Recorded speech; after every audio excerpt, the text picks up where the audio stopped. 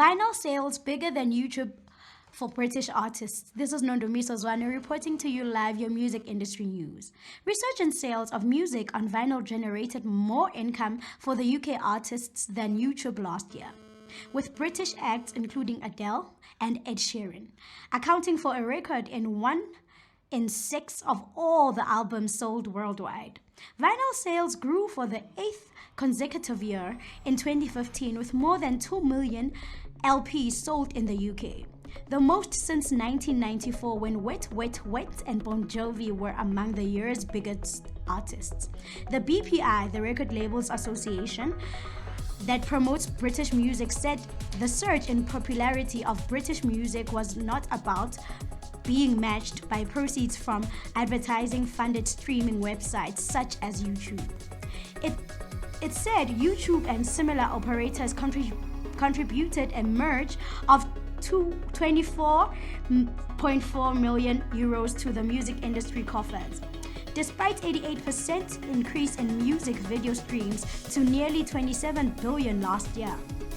That was narrowly eclipsed by the 25.1 million euros earned by labels from the sale of 2.1 million vinyl LPs in 2015.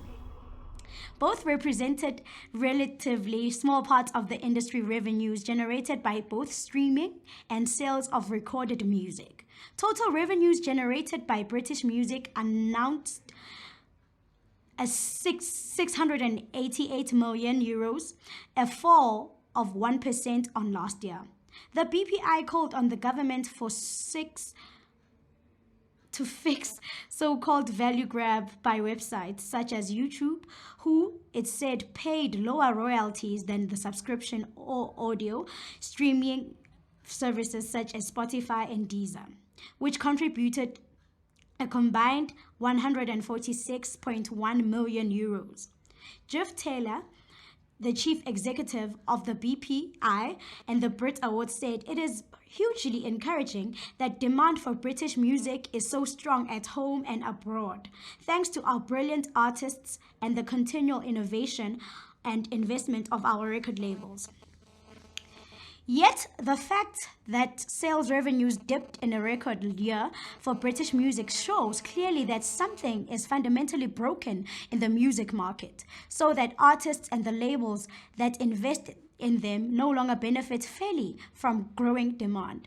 Instead, dominant tech platforms like YouTube are able to abuse liability protections as royalty havens, dictating terms so that they can grab the value from the music for themselves at the expense of artists. The long-term consequences of this will be serious, reducing investments in new music, making it difficult for most artists to earn a living, and undermining the growth of more innovative services like Spotify and Apple Music that pay more fairly for the music they use.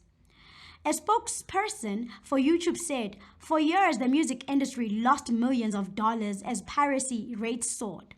Thanks to our rights management system, Content ID, rights holders have compiled a control of their music on YouTube and can easily decide whether to have content taken down or profit from it.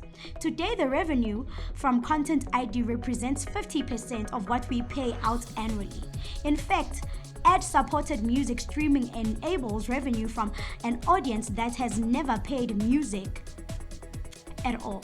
As more advertising comes online, this will grow to match consumption. Comparisons to other audio-only subscriptions music services are apples to oranges.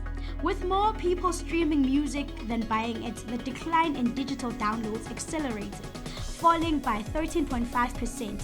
Total album sales fell by 6.2% as a result, although the fall in CD market, down 3.9%, was less marked than in recent years. Those were your music industry news reported to you live by Nondomiso Zwane. Enjoy the rest of your day.